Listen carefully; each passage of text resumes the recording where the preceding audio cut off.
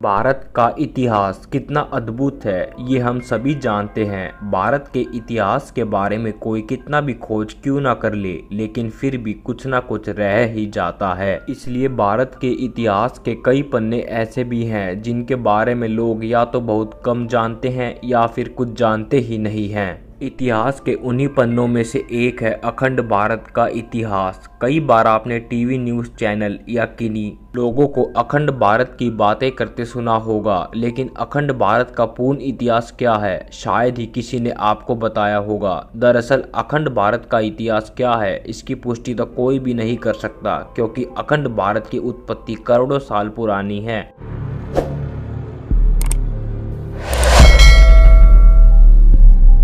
हिंदू कथाओं में माना जाता है कि प्राचीन काल में देवता और असुर ही रहा करते थे, जिनके बीच देवताओं की राजधानी इंद्रलोक के लिए लड़ाई होती थी। ये इंद्रलोक हिमाचल पर्वत की किसी श्रृंखला में से एक था, जिसकी वजह से पूरे मध्य दक्षिण एशिया में देवताओं की संस्कृति के अवशेष मिलते हैं। माना ये भी जाता है कि इंद्र किसी देवता का नाम नहीं है, बल्कि ये एक पद है जिस पर द्वापर युग तक कई देवता विराजमान हुए। वहीं दूसरी तरफ असुरों ने इन संस्कृतियों पर अपना आधिपत्य साबित करने के लिए युद्ध किए और इन्हीं देवता और असुरों ने अलग अलग संस्कृतियों और धर्मों को जन्म दिया। उस समय पूरा मध्य और दक्षिण भारत एक ही था। धार्मिक इतिहास के बाद जब हम असल इतिहास पर आते हैं तो ये इतिहास भी काफ़ी हद तक धार्मिक इतिहास से मेल खाता है, लेकिन इसके तथ्य और प्रमाण मौजूद हैं। धार्मिक इतिहास के बाद जब हम असल इतिहास पर आते हैं तो ये इतिहास भी काफ़ी हद तक धार्मिक इतिहास से मेल खाता है, लेकिन इसके तथ्य और प्रमाण मौजूद हैं।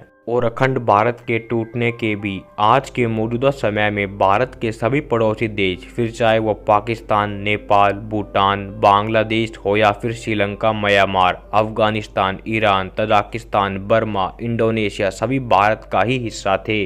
माना जाता है कि पिछले 2500 साल में अखंड भारत पर कई हमले हुए, जिन्होंने भारत के 24 विभाजन किए, जिनसे भारत के पड़ोसी देश बने। इन विभाजनों से ज़्यादातर लोग केवल पाकिस्तान और बांग्लादेश विभाजन के बारे में ही जानते हैं। ऐसा इसलिए क्योंकि इसे पहले के विभाजन के इतिहास के बारे में जानकारी कम दी जाती है। लेकिन रिपोर्ट्स के अनुसार पिछले 2500 साल में कई हमले हुए और हर बार भारत का कोई न कोई हिस्सा अलग होता चला गया। पहले अखंड भारत हिंद महासागर, हिमालय और आज के ईरान, इंडोनेशिया जिन्हें आर्यन कहा जाता है, सभी एक ही भूभाग का हिस्सा थे। तथ्यों के अनुसार अखंड भारत का कुल क्षेत्रफल 1857 के स्वतंत्रता संग्राम के समय तक 83 लाख वर्ग किलोमीटर था, जो आज के समय में केवल 33 लाख वर्ग किलोमीटर है। इस संग्राम के बाद ब्रिटिश काल के दौरान 7 विभाजन हुए, यानी कि बाकी के विभाजन पहले ही हो चुके थे। 2500 साल में फ्रेंच, डच, कुषाण, शक, हून, यवन, यूनानी और अंग्रेजी आक्रमणों ने अपने आक्रमण से इस भूभाग के हिस्से किए। इसमें सबसे पहला आता है अफगानिस्तान का विभाजन। ब्रिटिश के भारत आने के बाद जो विभाजन हुए उनमें पहला विभाजन अफगानिस्तान का था। रूस और ब्रिटिश सरकार ने मिलकर अफगानिस्तान का विभाजन किया था। ब्रिटिश और रूस की संधि को गंडामक संधि का नाम दिया गया है।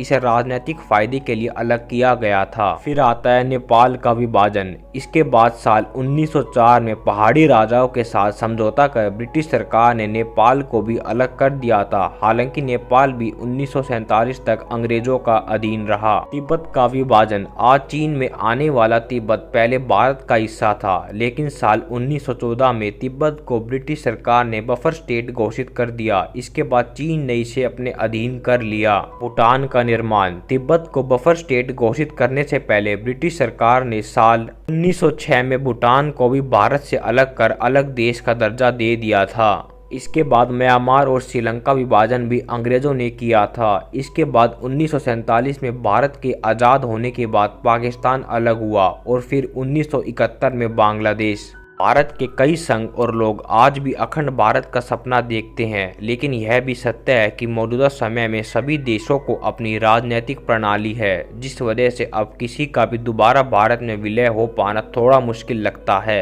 लेकिन अगर देश के सारे हिंदू एकत्रित हो जाएं तो वे अखंड भारत और हिंदू राष्ट्र का निर्माण करने की क्षमता रखते हैं। दोस्तों, अखंड भारत की यह कहानी अच्छी लगी हो तो लाइक और सब्सक्राइब जरूर करें। धन्यवाद।